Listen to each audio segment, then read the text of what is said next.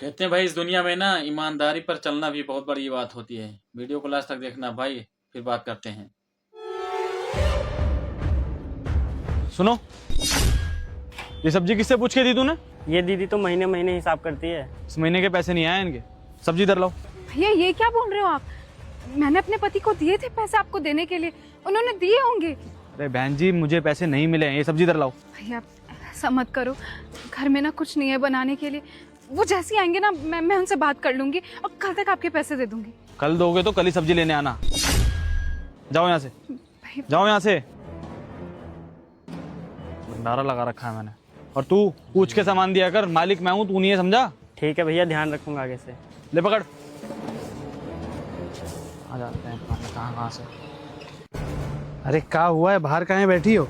माथ मुँह धो के आ रहा है, खाना लगा दो।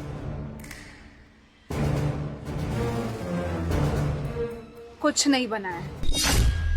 क्या मजाक कर रही हो? खाना नहीं बनाई हो? घर में एक अन्न हो तब ना कुछ बनाऊंगी।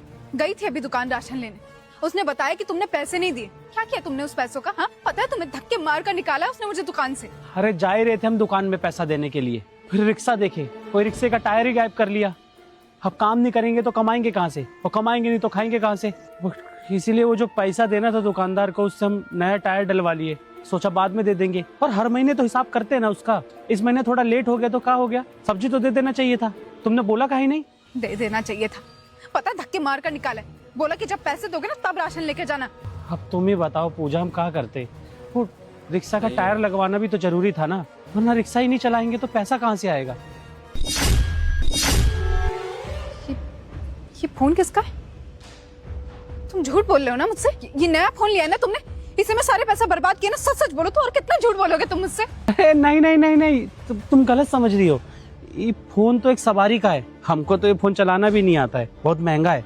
सवारी छोड़ के चली गई है, अब उन लोगों का फोन होना आएगा तो उसको लौटा देंगे। अरे वापस क्यों देना है? तो दिखाओ, हम महंगा फोन लग रहा है ये। तुम एक काम करो, तो तुम जाओ और ये फोन को बेच दो।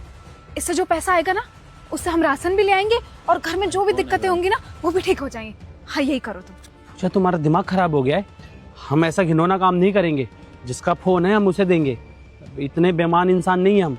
वो बेचारा भूल गया है, तुम कह रही हो कि उसको बेच के हम राशन लेकर आ जाए। क्या करोगे इस ईमानदारी का? हाँ ये भाई, घर में राशन नहीं है, यहाँ हम भूखे मर रहे हो, तुम्हें अभी भी ईमानदारी की पड़ी हुई है। कोई बात नहीं, भूखा सो लेंगे आज के दिन, कल हो जाएगा कमाई। ना जो करना है वो करो। हाँ तुम्हें हमारी तो कोई पड़ी नहीं, चाहे हम भूखे मर जाए, लेकिन तुम्हारा ना ईमानदारी का भूत तो निकलेगा नहीं सर से। करो जो करना ये है, भाई। जा रहे हैं।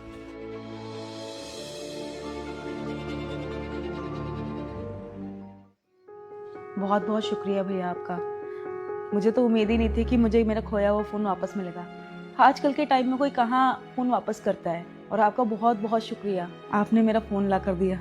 मेम साहब, चीज आपकी थी तो आपको लौटानी ही थी, और हमको तो ये चलाना भी नहीं आता है, भला अपने पास रख कर करते भी क्या। ठीक है मेम साहब, चीज आपको मिल वापस कर गई, दिया हम भाई। चलते हैं। अरे नहीं नहीं भैया बैठो, आपने मेरा फ़ोन वापस किया है, ऐसे कैसे जा सकते हो? थोड़ा सा चाय पानी नाश्ता तो करके जाओ।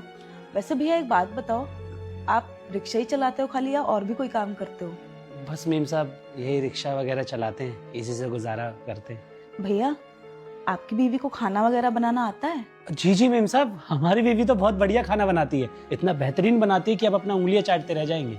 दरअसल भैया बात यह है ना कि मैं इतने बड़े घर में अकेली रहती हूँ, और आजकल के समय में तो लोगों का भरोसा भी नहीं किया जा सकता। लेकिन ये फ़ोन लौटा कर ना आपने जो ईमानदारी दिखाई है, मुझे ऐसा लगता है कि आपसे ज़्यादा भरोसेमंद इंसान मुझे नहीं मिल सकता। तो अगर आप और आपकी बीवी चाहें तो आप दोनों यहाँ काम कर सकते हो, और बदले में यहाँ पर हमारा सर्वेंट क्वार्टर भी है, तो आप वहाँ पर आराम से रह भी सकते हो, आपका किराया भी बचेगा, और मियाँ बीवी कमाओगे तो पैसे की दिक्कत भी नहीं ये आएगी, भाई। और आपको कहीं बाहर भी जाना नहीं पड़ेगा। और रही अगर बात आपके बच्चे की, तो उसकी पढ़ाई की जिम्मेदारी मैं लेती हूँ, उसकी टेंशन आप लोग मत लो। मतलब सच में मेम साहब ऐसा हो सकता है क्या? बिल्कुल भैया, ये भाई। आपको और आपकी वाइफ को मिला के मैं 30,000 महीने का दे ही दूंगी। आपकी बच्चे की पढ़ाई मैं देख लूंगी, बाकी रहने का मैं देख ही रही हूँ। मेम साहब सच में आपने तो बहुत ही खुश कर दिया मैं बताकर। हम पता महीने का सिर्फ 8-10 हजार ही कमा पाते थे, 30,000 रुपए तो सपने में भी नहीं सोचे थे। बच्चे का पढ़ाई भी हो जाएगा, पूजा बहुत खुश होगी। आपका बहुत बहुत शुक्रिया मेम साहब, सच में आपने हमारी किस्मत बदल दी। शुक्रिया मेरा मत करिए भैया, वो सब ऊपर वाले के कर्म से होता है।